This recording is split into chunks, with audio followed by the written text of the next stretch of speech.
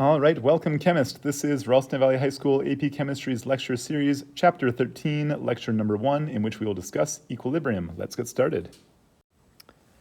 All right, so equilibrium is a subject which we've discussed in great detail during your first year of chemistry class, and we're going to go ahead and continue our studies in the realm of equilibrium, kind of starting with what we took last year and then moving deeper to discuss more complicated aqueous equilibria systems over the next couple of chapters of our chemistry year.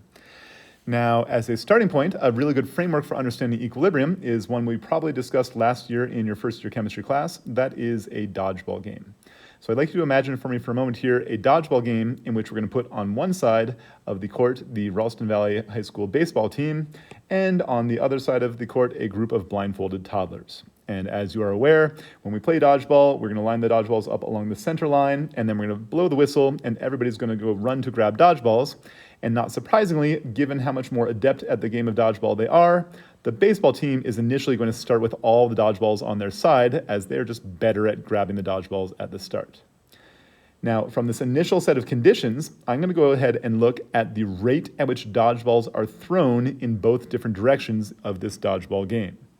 Because the baseball team initially has all of the dodgeballs on their side, the initial rate at which they throw dodgeballs is going to be very, very high because they currently have all the ammunition. And so as they start to throw those dodgeballs, the dodgeballs are going to start to pile up on the toddler's side, implying that the baseball team will over time run out of their ammunition, decreasing the rate at which they're able to throw dodgeballs. Now, at the same time, even though toddlers are bad at dodgeball, as those dodgeballs pile up on their side, the toddlers will be likely to find dodgeballs more frequently, and therefore they will start throwing those dodgeballs back in the other direction at a greater rate. So if we look for a moment here at a graph of rate versus time, that is on our x-axis, the time over which this game has been played, and the y-axis, the rate at which dodgeballs are thrown, let's go ahead and graph each of these different teams' rates of dodgeball throwing on the same graph. The baseball team, again, initially started with all the dodgeballs on their side, and as they continued to throw those dodgeballs at toddlers, they would over time run out of their ammunition, thereby decreasing the rate at which dodgeball throwing occurred from that team's perspective. Now, conversely, the toddlers team initially started off with 0 dodgeballs on their side, implying again that their initial rate of dodgeball throwing would have been 0. And then again, as those dodgeballs started to pile up on their side, the toddlers would have higher and higher probability of finding dodgeballs to throw, meaning over time, the rate at which the toddlers throw dodgeballs in this game would increase over time.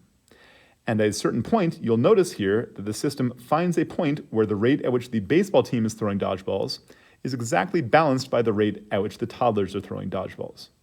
This is what we refer to as a point of dynamic equilibrium. An equilibrium state is a state of balance. And specifically, this is a dynamic equilibrium because it is balanced only due to the fact that there's constant motion in 2 different directions, which essentially leaves the net migration of dodgeballs at this point of equilibrium of 0. And once we reach that equilibrium state, the system will stay in a steady state of relative concentration of dodgeballs on both sides of the court, even though the actual dodgeballs themselves are constantly moving back and forth as the game progresses. So this is again a state of dynamic equilibrium, and important to note here, what is in balance in this equilibrium system is not the number of dodgeballs. That is to say, when we reach the equilibrium point, there are way more dodgeballs on the toddler side than there are on the baseball team side. What is, however, in balance at that state of equilibrium is the rate at which the dodgeballs move back and forth in those 2 directions. So again, in an equilibrium state from a dynamic perspective, it's not the number of species that are going to be in equilibrium, but the rate. Let's now examine that same idea from a perspective of a physical equilibrium system that we're familiar with. Have a look here at the diagram on our page, which shows an ice and water system here at a temperature of 0 degrees Celsius. Now, if we zoom in and look at the particle level scale here, we see the ice crystal on the left-hand side of our particle diagram there, and then some liquid phase water molecules moving about on the right-hand side. Imagine for a quick moment here that we consider a single particle of ice on the edge of that crystal. That single particle of ice might happen to be bumped by one of its neighbors, and as such, when it gets bumped by a neighbor, it might gain a little bit of extra energy from that collision, giving it sufficient energy to overcome the attractive forces holding it onto that surface of the crystal. That is, the hydrogen bonds that it's forming with the rest of those water molecules in the crystal. If it gains enough energy to overcome those hydrogen bonds, it will then escape from the surface of the crystal into the liquid. That one individual water molecule has just experienced the process of melting. Now, conversely, a liquid phase water molecule moving about in the liquid phase might crash into the surface of the solid, and during the process of colliding with the surface, at that point, it might become attracted to the surface of that solid due to the ability to form hydrogen bonds, and as such, it might be captured to join the solid phase. That one individual water molecule might additionally freeze. Now, importantly, both of those processes we've just described, freezing and melting, are processes which happen all the time on the molecular level scale. That is to say, it doesn't matter that the temperature happens to be above or below zero, either of those two events could feasibly occur within our system. But here's the key idea. This process, again, is reversible. That is, I could write an equation here that says water in the solid phase, that is H2O solid, our ice, could melt, forming water in the liquid phase, that is H2O liquid. Or conversely, that H2O liquid could refreeze back into the solid phase.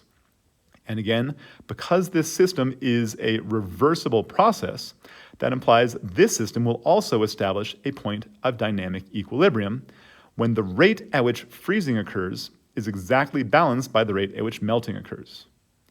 Now, importantly, for that to be true, what is going to be in balance is not necessarily the relative amounts of ice and water. That is to say, I don't have to have equal masses of ice and water in our system for this to be true. What has to be true is that the rates of change in both directions must be equal. That is, the rate of freezing must equal the rate of melting. Now, if I were to increase the temperature above 0 degrees Celsius, more of those water molecules would have sufficient energy to overcome the attractive forces, those hydrogen bonds, meaning the rate of melting would increase, and the system would therefore be not in dynamic equilibrium. That is, at higher temperatures, we would expect to see a shift towards the side where we likely see more of the water form in the liquid phase than in the solid phase. Or conversely, if we decrease the temperature to a temperature below 0 degrees Celsius, our rate of melting would decrease, and therefore we'd expect to see the system shift towards the side that would produce more of the solid. So from our large scale, kind of macroscopic scale, all we would see overall is that at temperatures above 0 degrees Celsius, the process of melting dominates. At temperatures below 0 degrees Celsius, the process of freezing dominates. But at that temperature of 0 degrees Celsius, that is the equilibrium point of this system, the rate of freezing and melting would be equal, and the system would establish dynamic equilibrium. Now, a similar process can occur in a chemical system as well. You may recall back to last year when we did our qualitative equilibrium lab. That was a lab in which ferric ions reacted to thiocyanate ions to form the complex ion FeSCN2 positive. That is the thiocyanate iron 3 complex. Now, recall here from a position of equilibrium, the system must be experiencing equal rates of change in both the forward and reverse directions. That is to say, when the system is in equilibrium, the rate at which ferric ions, Fe3 positive, react to thiocyanate ions, SCN negative, to form that complex ion, FeSCN2 positive, is exactly balanced by the rate at which the complex ion, FeSCN2 positive, decomposes back into ferric ions, Fe3 positive, and thiocyanate ions. And again, once the system establishes dynamic equilibrium, the concentrations of those ions are not necessarily going to be equal to each other, but they will not change in relative concentration compared to one another as time progresses once equilibrium is established. All right, so now that we've seen a definition of dynamic equilibrium, let's see some conventions regarding equilibrium on our next slide. All right, so in order to establish a state of dynamic equilibrium in a chemical system, several different criteria must be in place. First and foremost, number one, the reaction must occur within a closed system. And an easy way to understand why this must be the case would be, again, to consider our dodgeball game. If the dodgeball game were being played on, say, a dodgeball court where there was a cliff on one side of the court, if dodgeballs were thrown in that direction and went off the cliff, clearly at that point, we would never see the system establish equilibrium because once those dodgeballs went in that direction, they would be gone from our system and then therefore could no longer travel back in the direction from whence they came. So again, the process must occur within a closed system because, point number 2 here must also be true, that process must be reversible. For a system to establish dynamic equilibrium, the rate of forward reaction must equal the rate of reverse reaction, which implies, therefore, we can only see chemical reactions which are reversible establish positions of dynamic equilibrium.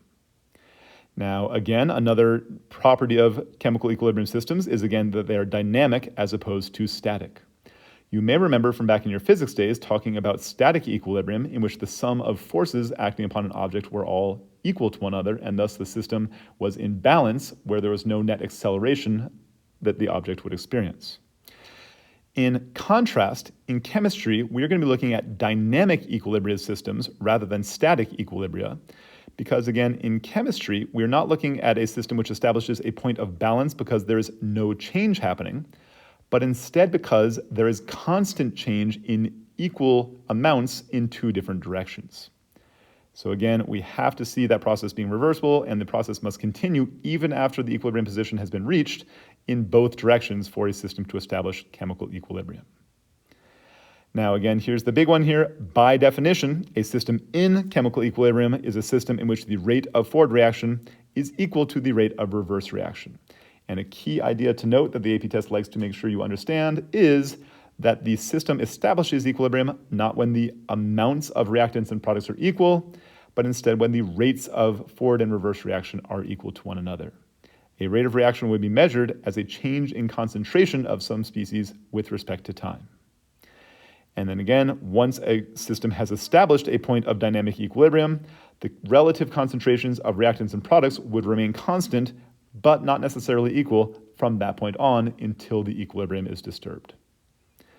All right, so there are some qualifications for what we would see in a system that is in dynamic equilibrium in a chemical system. On our next slide, let's take a look at how we can quantitatively measure the properties of a system in dynamic equilibrium. Moving on. All right, so on this next slide here, we're going to talk about the mathematical law which governs systems in dynamic equilibrium. We call that law the law of mass action. Now, importantly here, note that the thing we're about to discuss is a physical law, not a theory. To make a distinction here, in science, a theory is an explanation for an event which is supported by large amounts of data. In contrast, a law is simply a statement of how things are in the world.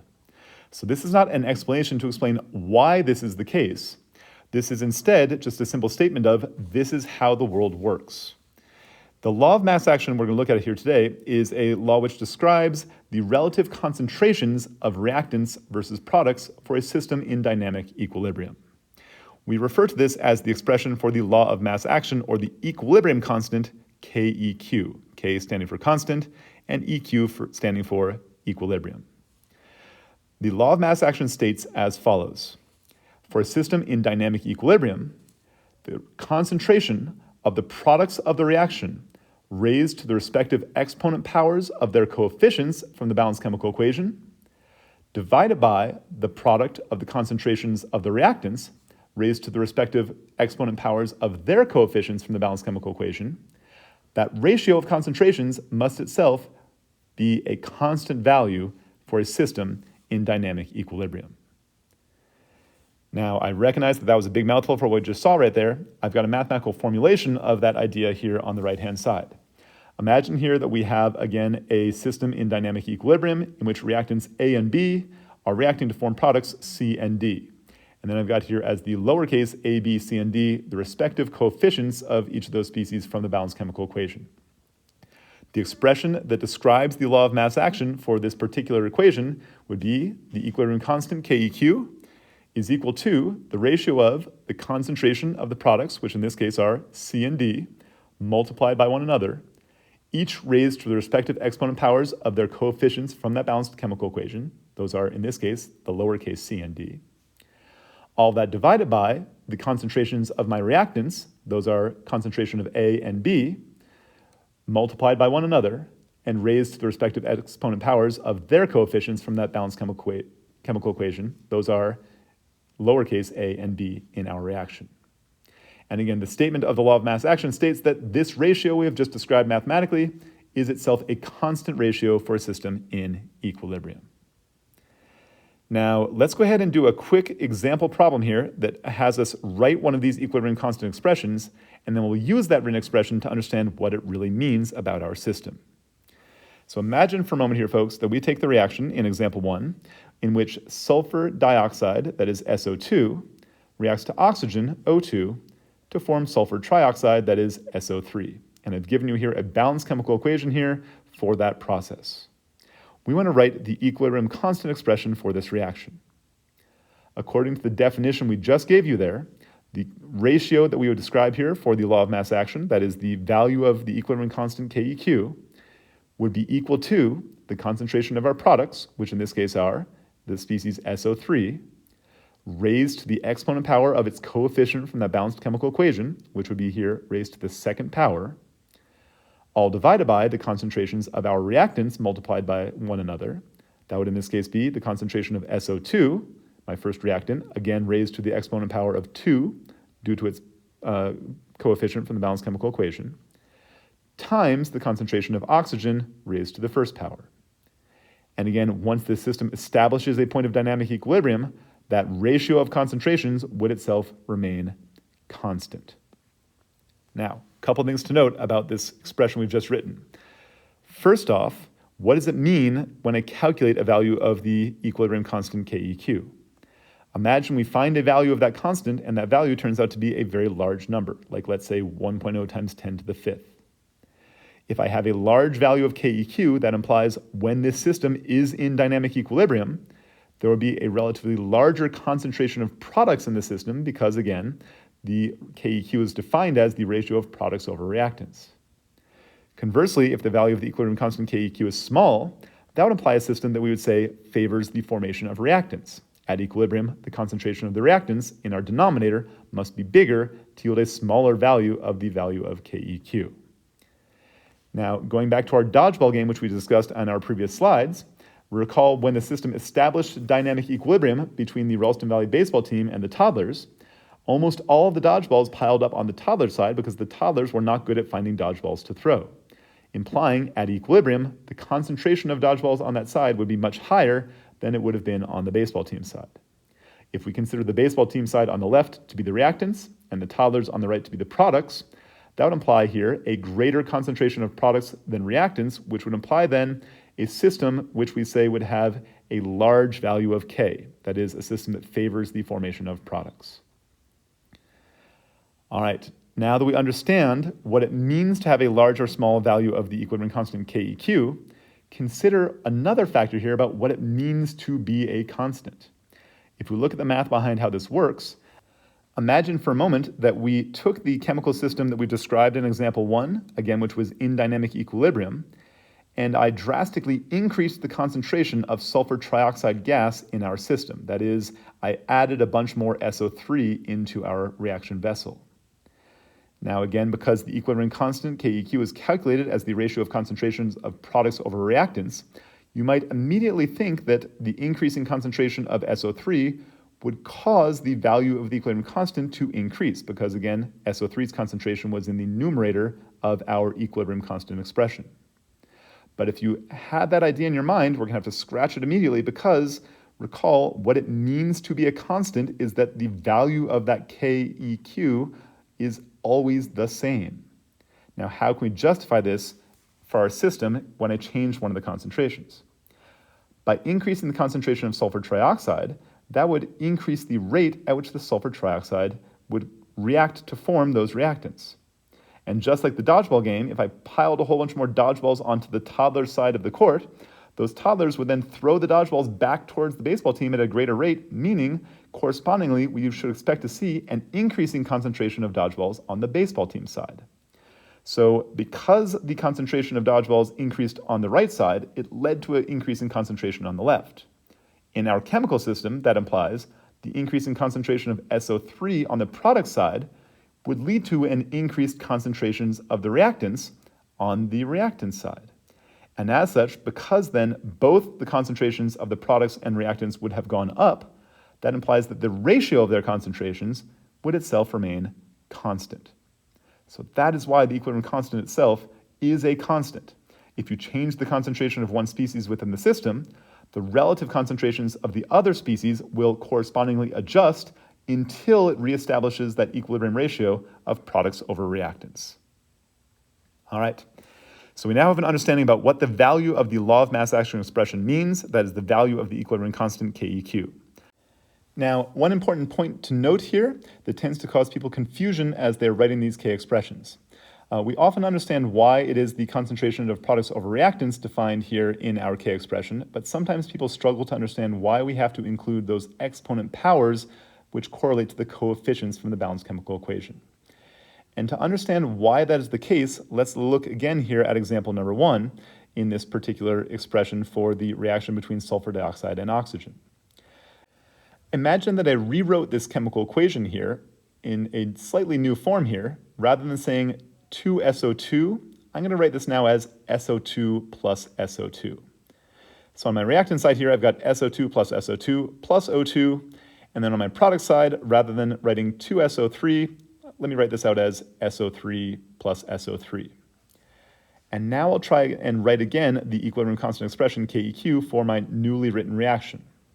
Again, the K expression is defined as the ratio of concentration of products over reactants. If I wrote it this time, now I would have, for my products, the concentration of SO3 times the concentration of the second product, SO3, divided by the concentration of my reactants, which in this case would now be the concentration of SO2 times the concentration of the second SO2 times the concentration of O2. And you'll note now, as I've written the expression in this format, that all of a sudden the expression with the exponents makes logical sense, because in my numerator, that concentration of SO3 multiplied by itself really is the concentration of SO3 squared. And again, in the denominator, the same thing is true. Concentration of SO2 times concentration of SO2 is the concentration of SO2 squared times that concentration of O2. And now, again, my K expression looks exactly like the original one we had written before. So we can see now where those exponent powers are derived from. A couple of more conventions that are going to be important for your AP test that we didn't hit on very frequently during your first year of chemistry. First, if we see a reverse reaction, the value of the equilibrium constant for the reverse reaction is always the inverse of the value of the equilibrium constant for the forward reaction. And this should make logical sense because by changing the reaction to the reverse reaction that we're considering, what had been our products would become the reactants and vice versa, implying, therefore, the relative positions of the reactants and products would flip within the expression for KEQ, simply inverting the ratio of products over reactants. So the K prime, which we would say would be the K value for the reverse reaction, would be equal to the inverse of the K for the forward reaction. And a second consideration here, if we are to multiply a reaction by some common factor n, then the new value of the new equilibrium constant K for the new expression would be equal to the original K raised to the n power. We can see that from our expression we wrote in example 1. Our original equilibrium constant expression was the concentration of SO3 squared divided by the concentration of SO2 squared times the concentration of O2. But imagine I took that entire expression and multiplied it by a common factor of 2. My new chemical equation would now be 4SO2 plus 2O2 makes 4SO3. And if I rewrote a new K here, I would now have an expression that would be, again, products over reactants. The KEQ for my new reaction would be the concentration of SO3 raised to the fourth power divided by the concentration of SO2 raised to the fourth power times the concentration of O2 squared. And you'll see here that this expression, if we do a quick mathematical rearrangement, is simply just that original K expression raised to the second power. Because again, we multiplied each of the coefficients by a factor of 2. Those coefficients then, as they become the exponents in the K expression, are essentially going to square the entirety of the K value for our new K of this new system. All right, so we now have a defined value of our equilibrium constant expression that governs systems in dynamic equilibrium. On our next slide, we're going to have a look at how this equilibrium constant expression changes when we're dealing with systems that involve species in multiple different phases of matter. All right, so let's move on to our next slide. All right, now on this slide, we're going to investigate how the law of mass action expression, that is the equilibrium constant expression, is affected by systems which involve multiple different phases of matter present. We call these systems heterogeneous equilibria when multiple different species exist in different phases of matter. Now, to understand how this is going to work here, let's again go back to our dodgeball game. Imagine again that we've got our dodgeball game between the baseball team and the toddlers, and again we let the system establish its position of dynamic equilibrium with the majority of the dodgeballs ending up on the product side. And once we've established this equilibrium, the question we'd like to ask ourselves is this: how would this system respond if we added more dodgeballs to one side? So let's consider for a moment here, what if I just dumped a whole bunch of dodgeballs onto the baseball team side? Now, initially here, folks, you'll note that on the baseball team side here, we had, it looks like to me, 2 dodgeballs. And on the product side where the toddlers are, we had 8 dodgeballs. The addition of more dodgeballs onto the baseball team side means that those baseball players are likely going to find dodgeballs more frequently and therefore throw them faster in that forward direction, implying therefore this system would see a shift in its equilibrium position, causing the number of dodgeballs on the toddler side to increase over time until we reestablish that ratio of products over reactants we had seen before, and the system reestablishes its position of equilibrium. So that is to say, by changing the concentration of dodgeballs on the baseball team side, I affected the equilibrium position of our system. Now imagine I did the same thing for the toddlers, that is, I gave them more dodgeballs, but I'm going to give them to the toddlers in a slightly different way. Rather than just simply dumping more dodgeballs into the toddler's court, instead, I'm going to take a whole bunch more dodgeballs and give them to the toddlers, but at the same time, I'm also going to expand the size of the dodgeball court as well. There are now more dodgeballs present on the toddler's side, but there's also more court itself, which means the rate at which those toddlers would be expected to find dodgeballs, in this case, would be unchanged. And the reason why that happened is because there was no change in the concentration of dodgeballs in this system. And again, it's not the number of particles that determines the equilibrium position, but the concentration. And because those toddlers are not finding dodgeballs any faster than they were before, that would imply, therefore, there would be no shift in the equilibrium position of our system. So, long story short, if you don't change the concentration of a species, you don't affect the equilibrium of the system. Now, how does that apply then now to different phases of matter? Consider for a moment an aqueous solution. Clearly, I can change the concentration of an aqueous solution by dissolving more of a species into a solution. Therefore, aqueous species should affect rates of reaction because they change concentration, and therefore they should be included within a law of mass action expression. The same would be true of gas phase species. Because gas phase species are compressible, we can increase the concentration of a gas by simply increasing the pressure of the gas in that system, implying again, therefore, we could see changing rates of reaction due to changing concentrations of gas. Therefore, gas phase species would also affect equilibrium positions and be included within our expressions for the law of mass action. But what about solids and liquids? Imagine we take a system and we add more of a solid to it. Now, it can sometimes seem counterintuitive that that might not affect the equilibrium position, but remember, as you add more of a solid, yes, you are adding more particles, but those particles also now occupy a larger volume than they had before, which is to say, the solid doesn't really change concentration because you're adding both mass and volume to the system at the same time. The same would be true of a liquid. And because those solid and liquid phase species don't change concentration as you change the amounts of the species, that implies they don't affect rates of reaction and therefore will not affect the equilibrium position of our system. So in writing a law of mass action expression, we only include species in the aqueous solution or the gas phase, not species which are present in the solid phase or liquid phase. So what does that look like then in an example problem? Let's go ahead and write here the equilibrium expression for the reaction here in example 1, in which calcium carbonate, CaCO3, decomposes into carbon dioxide and calcium oxide. And again, as always, the equilibrium constant is defined as the ratio of the concentration of the products over the reactants.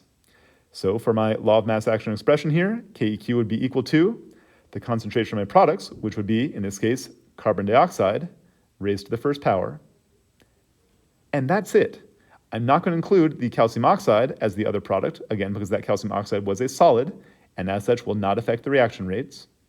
And also that entirety of the denominator here will not be included because the calcium carbonate is also a solid phase species on the reactant side, and as such, it will also not affect reaction rates. So what that really tells me, therefore, is this system would not change equilibrium position depending upon the relative amounts of calcium carbonate or calcium oxide in the system. The law of mass action expression simply tells me for this system, the value of KEQ would be equal to the concentration of CO2 gas.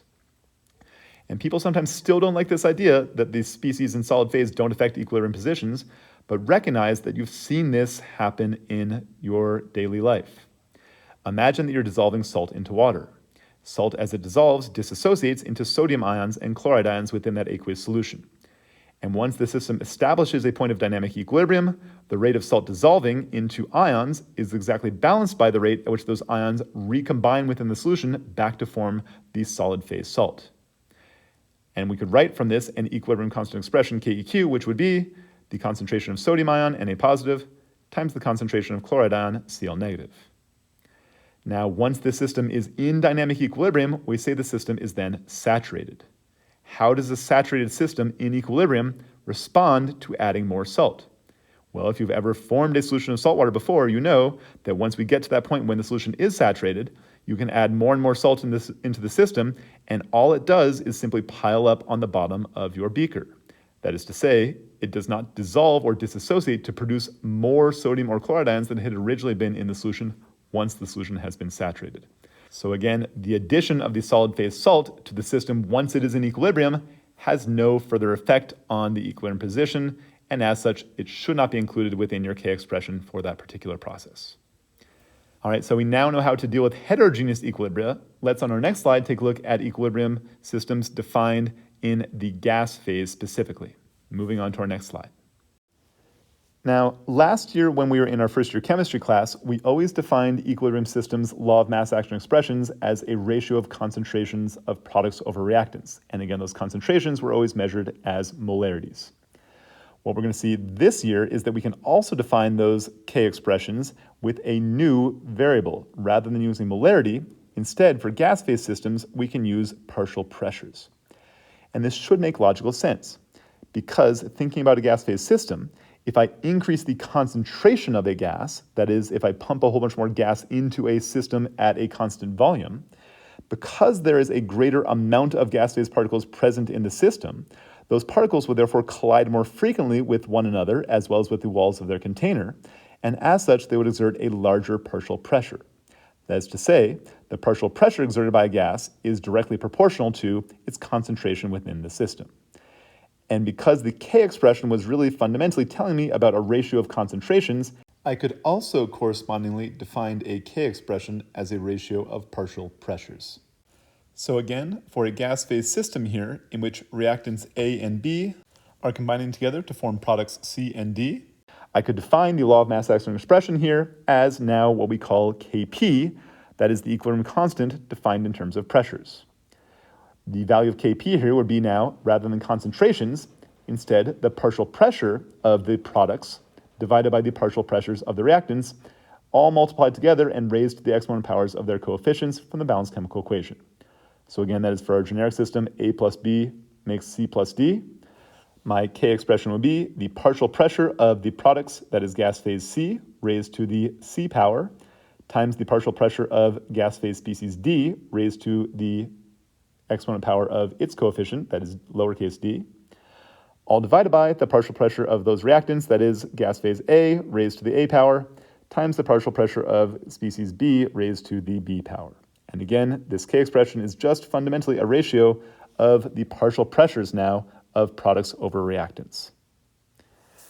So let's go ahead real quick here, and now that we've recognized we can express the K expression with partial pressures, let's do another example problem. In example 2, we're asking about the reaction in which the hydrogen gas and bromine gas react to form HBr according to the balanced chemical equation given here on our page. And we're going to give you here a value of the equilibrium constant Kp, which for this system would be equal to 3.5 times 10 to the fourth. We want you to then find the equilibrium constant Kp for the following reactions. The first is 2HBr gas reacts to form H2 gas plus Br2 gas. And the second one is 1/2 H2 gas plus 1/2 Br2 gas reacts to form HBr gas. All right, so let's tackle these now one at a time. For our given reaction, let's write an expression for the equilibrium constant Kp defined as a ratio of the partial pressures of the gases involved. For our system, that would be the partial pressure of my product, which would be the species HBr raised to the second power due to the coefficient from the balanced chemical equation, all divided by the partial pressures of my reactants, which in this case would be the partial pressure of H2 times the partial pressure of Br2. And again, I was given a value of this ratio of partial pressures equal to 3.5 times 10 to the fourth.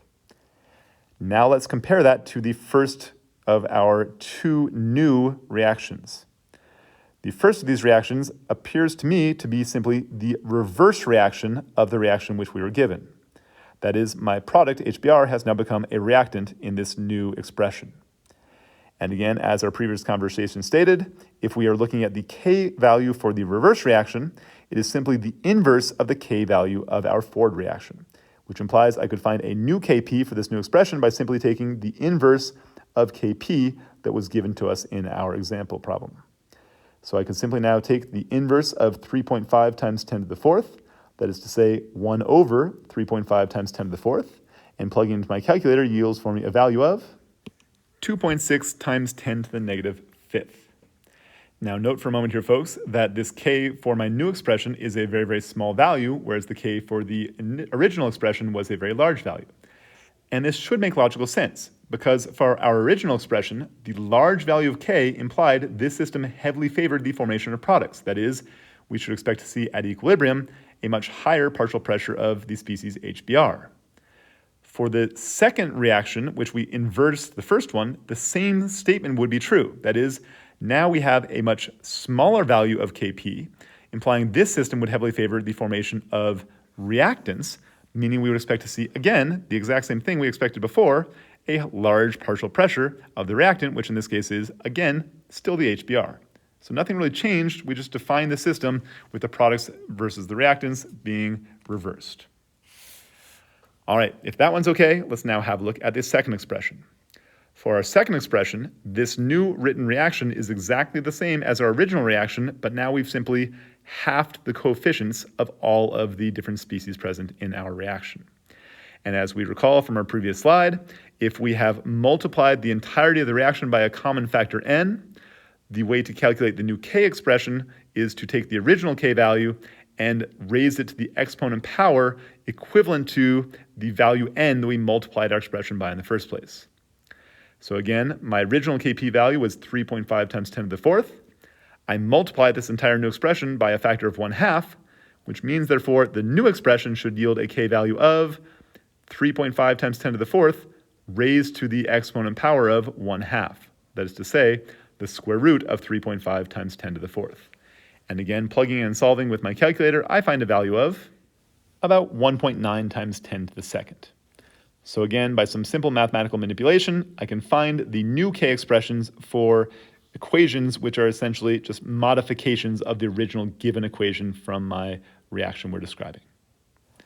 All right, so now that we are comfortable writing equilibrium constant expressions from the perspective of ratios of partial pressures, on our final slide, let's take a look at the relationship between that equilibrium constant defined in terms of pressures as opposed to the traditional one we've been familiar with, which is defined in terms of concentrations. Have a look on our final slide. All right, for our final slide in this introductory lecture on equilibrium, let's go ahead and have a look at the relationship between those equilibrium constants defined in terms of partial pressures and concentrations. That is, how does Kp compare to Kc? To understand how this process works, it's easiest to actually just start with a reaction and then see if we can manipulate the law of mass action expression to see how these two calculated values relate to one another. So let's go ahead and start off here with a given reaction here in which we're going to take a simple system in which two molecules of gas species A react to form two molecules of gas species B. We're going to go ahead and start off by defining the equilibrium constant in terms of concentrations. That is, it is the ratio of concentrations of products over reactants, which in this case would be the Kc value of concentration of B squared divided by the concentration of A squared. Now, at this point, I'm going to go ahead and make a manipulation of this equation, making use of some knowledge of gas behaviors. Recall from our gas laws unit, we know an expression for the ideal gas law, that is PV equals nRT. If I look specifically just at one partial pressure of a gas, that is specifically gas species A in our system, I could apply the ideal gas law to species A, which would yield an expression here, which is the partial pressure of gas A times the volume of the system would be equal to the moles of gas A, that is N, times RT. And I could do a quick rearrangement of that ideal gas expression to solve for here moles divided by volume. So I'm going to divide both sides of my equation here by volume, and then I'm also going to divide both sides of the equation by the gas constant R and the temperature T. And as I make that manipulation, you'll notice here I get a new expression, which is now the moles of species A divided by volume is equal to the partial pressure of species A divided by the quantity RT. Now, note here for a moment, folks, that on the left side of that equation now, I again have moles divided by volume, which sounds a whole lot like moles over liters, which sounds like a concentration in units of molarity. So that essentially means I've just solved for the molarity of gas phase species A in our system. I'm now going to take that expression that I just solved for molarity, that is the partial pressure of A over RT, and I'm going to plug that into our expression that we just derived for the law of mass action for each of the species present. That is, the concentration of gas species B squared in my numerator there would really be the ratio of the partial pressure of B over RT squared. And then again in my denominator, where I have the concentration of species A squared, making my substitution again, I will now have the partial pressure of gas A divided by RT again squared. And now happily for me, as I have now rearranged my expression by making the substitution, I see the factor of 1 over RT squared both present in my numerator and denominator of this particular ratio now, and as such I can simply cancel those values out. And that leaves me now with a ratio which would be the partial pressure of B squared divided by the partial pressure of A squared. And that sounds very much like the ratio of the partial pressures of the gases raised to the exponent powers of their coefficients, which sounds a whole lot to me like the value we defined as the equilibrium constant Kp. So in this system, it appears that the value of the equilibrium constant Kc is equivalent to the value of the equilibrium constant Kp. It doesn't matter if we define it in terms of partial pressures or in terms of concentrations. However, be careful because that will not always be the case. Let's consider a second example here, now where we've got a new reaction. This time it's more complicated. We'll take 2 of gas species A and 2 of gas species B on our reactant side and react them together to form 2 of gas species C. And let's go through the same process we did in terms of substituting in using our ideal gas law to that equilibrium expression defined in terms of concentrations to see how it now relates to the constant defined in terms of partial pressures. So starting off, the equilibrium constant defined in terms of concentrations for this system would be, again, as always, the concentration of the products over the concentration of the reactants, which in this case would be the concentration of my product, which is species C raised to the second power, all divided by the concentration of my reactants, which would be the concentration of A to the second power times the concentration of B raised to the second power. That ratio of concentrations, again, defines my law of mass action expression. And I'm going to make the same substitution, that is, for concentration being equivalent to the partial pressure divided by RT, again from our ideal gas rearrangement we did moments ago. So substituting in now gives me, for the concentration of C, now the partial pressure of C divided by RT, all of which gets squared. And then in my denominator, I've got in place of the concentration of A, I will now substitute the partial pressure of A divided by RT, again, squaring that whole quantity. And then for the concentration of B, we'll substitute in the partial pressure of B divided by RT, again, squared. Now, notice here, folks, that something kind of tricky is going to happen. I have 1 over RT squared both in my numerator and denominator, but I actually have that factor show up twice in the denominator. So I can cancel out one of the 1 over RT squareds within our system. And after making that cancellation, I'm left behind now with a ratio which is, doing a quick rearrangement here, the partial pressure of gas C squared in my numerator divided by the partial pressure of gas species A squared times the partial pressure of gas species B squared multiplied by, and I'm going to note here that 1 over RT squared simply yields RT squared. So I've got partial pressure of C squared over partial pressure of A squared times partial pressure of B squared times RT squared. And that should now be familiar because, again, this expression here looks to me like I've got here as the ratio of partial pressures. That is my defined value of Kp, but I have not canceled out that factor of RT squared in this system. That implies, therefore, there is a relationship between Kp and Kc here, but it's not an equality. That is, Kc is equal to Kp times that factor of RT squared. And the reason why that factor showed up here is because in the denominator, I just had more species B present in the gas phase, which means I substituted in more of those 1 over RT squareds into that position in our equation. So long story short, I could make a statement here then that the equilibrium constant Kc could be equal to the equilibrium constant defined as Kp multiplied by a factor here of RT to some power which is dependent upon the number of gas phase species present on both sides of the equation. In this case, I'm going to define it as minus delta N, where delta N is the difference between the moles of the product present minus the moles of the reactant present. And because in our system here, we only had 2 moles of gas phase species product, but 4 moles of gas species reactant, my value of delta N here would be 2 minus 4 for a value of minus 2.